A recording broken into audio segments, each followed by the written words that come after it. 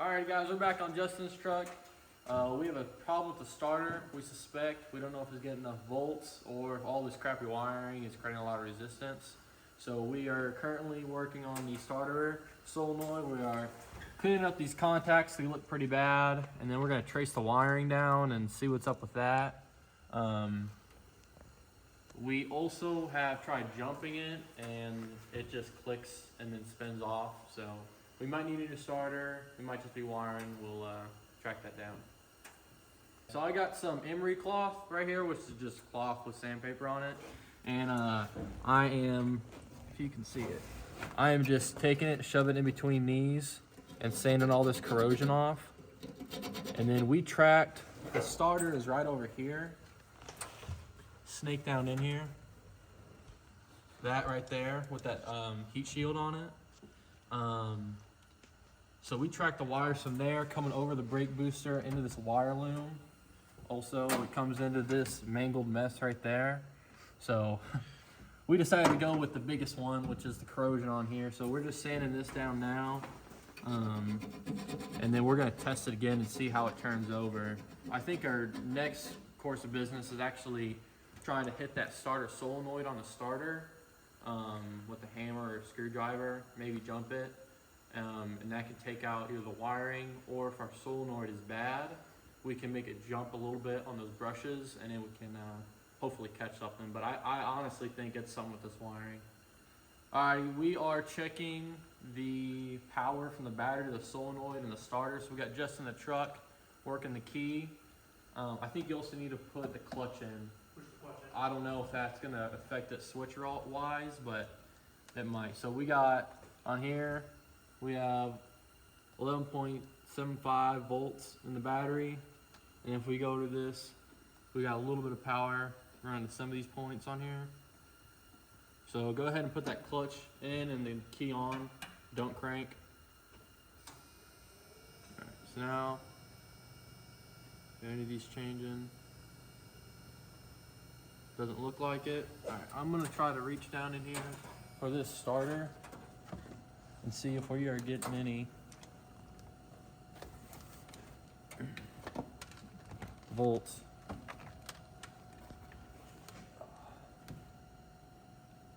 All right, we're getting power to the starter. We are getting power to the starter? Yeah, but none through that bottom point, which is good because we're not hooked up. Now if I plug this in, I mean, we had a little bit of something, so I mean, there's probably a little interference with the wires somewhere. I don't know, I'm not a wiring expert, but I'm pretty sure that's how it works.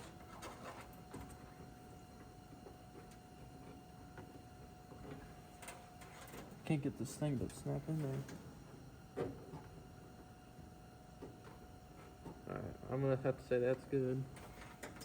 Alright, let's test it again and see what that comes out to.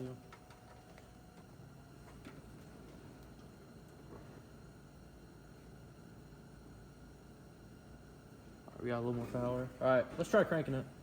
Try cranking? Yeah. Nothing. Try it again.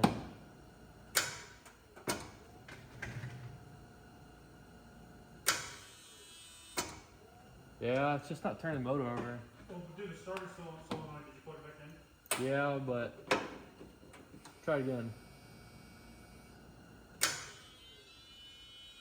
That's coming from the starter. Alright. Maybe we should. Alright, we are hooking up our jumper pack. Alright, Justin, go ahead and hit it.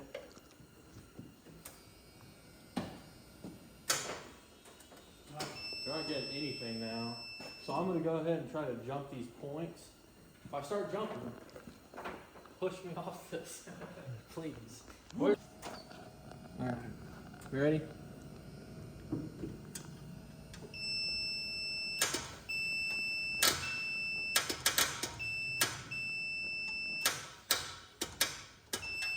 Yeah, so that's not going anywhere. It sounds like it's not even engaging now, or if it is, it just can't. So It's almost like it's too weak. yeah, maybe the spines are like this right now. So if you were thinking about a starter, they have to mesh in between with the flywheel or a flex plate. I can't remember because it's a manual. So it's a mesh in like this and then turn. It rolled on us, so maybe they're hitting just perfectly where they can't sit into each other. So let's go ahead and try to push this thing forward a little bit, see if we can't move the motor, and then try it there. I'm gonna pop back into neutral. Alright, we're in neutral. Alright, just gonna push it a little bit, and it'll go far. Push it back and forward. That's good right here. Alright, now try to start it. Roll it a little bit.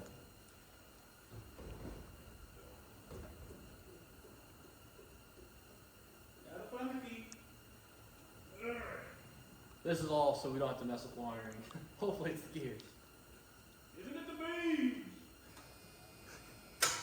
I'm gonna try to tap on this solenoid and see if we can't get these brushes to move, and maybe that will help it.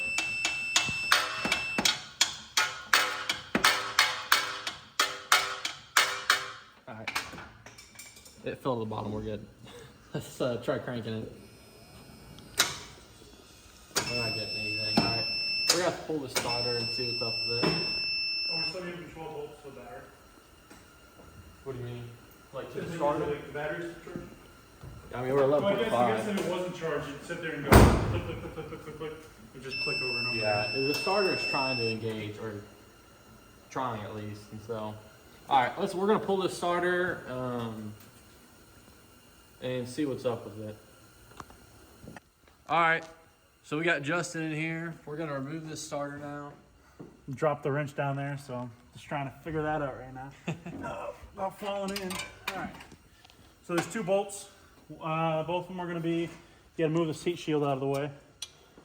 And they're going to be, you can see them from this side, but you got to access them from the other side. They're going to be kind of, one's down there where my middle finger is, the other one's just right above it. We probably should take these 2 wires off, but nah. This bolt's wanting to think it's a stripper. It is. It's wanting to strip right off this freaking wrench. This is not good. You do not want this to happen to yours. This is quality entertainment right here. See, it is just wanting to come right off this thing. We're going to try using the other side. See if that works. In theory, you might want to take the hood off. Because if you're a big feller like me, and you're in here, this hood latch that's right here just likes to dig you right in the side. Feels great, you know. Toughens the skin. All right. You just gotta...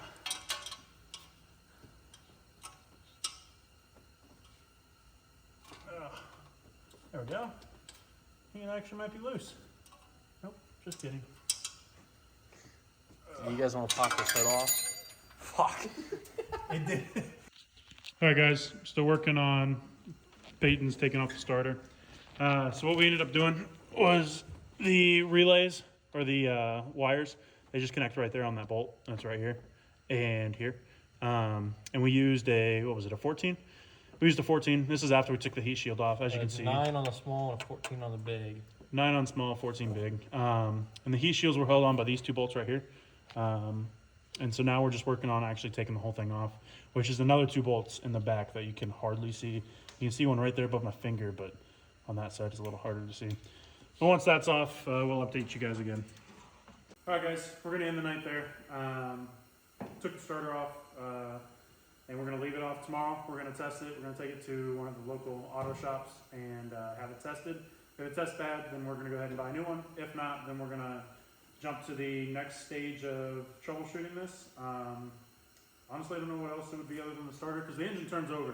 But we'll check with all that tomorrow. Again, we'll keep you guys updated. Hey guys, welcome back. It's the next day. It's raining. Not the perfect conditions for working on the truck. But hood's still off. That's good. Today we're going to work on checking the starter out, and if it is broke, then ordering a new one.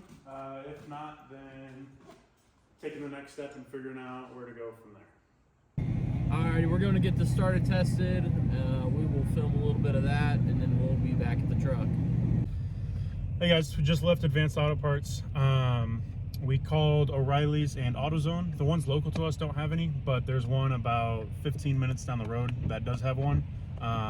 So we're heading there now, and hopefully we'll be able to pick up a starter, get it in the truck today, and we'll at least see it turn over and fire off. Alrighty, we just got this new starter and we are heading back up. We're gonna grab some lunch and then we're gonna go install this and see what happens. Alright guys, we got the new starter here. Truck hasn't moved since last night, so that's a plus. Let's see what we can do. So right out of the box, it should look a lot better than the other one. You don't really need the contents of the box, so just leave that there. Basically all we're going to do is set it right back in place. We just threw these trash bags over there last night just so no moisture or anything gets in them. Put one down here too. Oh. So basically this is just going to slide right in like the old one came out. Essentially just like that actually. Just kind of actually the other way. Just like that, just pops right in there, and you got to take those fittings off after you install it and connect it up, and then we'll update you guys when we got this bad boy in. All right, so it just slides in somewhat like this. There you go. And the easiest way to do it is line it up with the stud. And it should. Something like this. Just you might have to finagle it. Like that. And then you just take your nut, and you don't want to go all the way tight, and you probably won't be able to, because if your truck's anything like mine, it's got a little bit of rust on the bolts. But you just tighten it a little bit, and it should be able to just stay right on there. Then if you need to, when you put in the other bolt down there at the bottom, you can just move it around and line it up. All right guys, so we got the starter installed. There's this nut up here that you can't quite see, but it's just on the other side of this. You'll see it when you're in the truck. And then there's this other one that's down here. That's an actual bolt. You just got to tighten those on. We don't have a torque wrench, so we basically just went to tight, not super tight. And then on the new starter, there was a nut on both of these. Let me get that out of your guys' way. There was a nut on both of these. We just backed those off, and there's a washer on this one that we took off, and there's a washer on this one that I'm actually working on taking off. It's really tiny, so be careful not to drop it. If you do drop it, it doesn't look like there's too much beneath it that'll catch it, so hopefully it'll just hit the ground. But yeah, so after we do that, we're just gonna use some of that sandpaper type stuff and just grind this down a little bit just to make it more clear and get a better connection. And then we'll update you guys when we get all that done. All right guys, got the starter in, all the bolts tightened up. With the little washers that go to the connection points, don't tighten those all the way, just get them pretty tight, again, just like the other bolts. We don't have a torque wrench, so we don't know how tight to go. Connected the battery, not completely, just kind of loosely, just so we can see if this thing will turn over. Yeah, let's see if it'll turn over.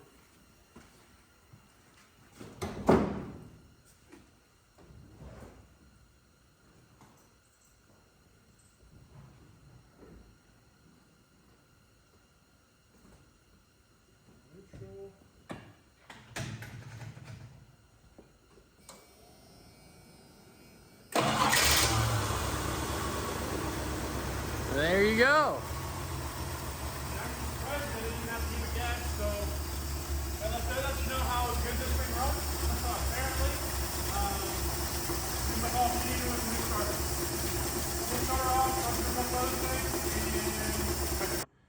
Hey guys, basically now that we know that it starts and actually runs, we're just gonna back it out of this garage so we're not filling it up with carbon monoxide and just let it run for a little bit. Because I don't know the last time this motor actually ran for more than probably 10 minutes. So we're just gonna let it run. We might take it around the block just real fast, but nothing too special.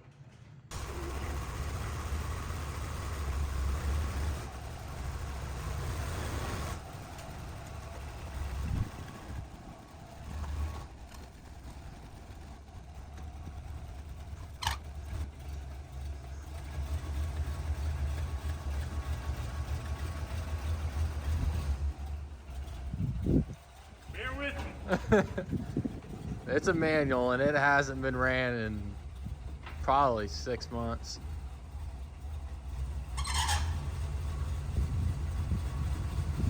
I think that's a belt squeal, right? What is that? What? Is that belt slipping is what you said? Yeah, no, that screeching is me rubbing the tire. Oh, the screeching is rubbing the tire. I don't know what from though.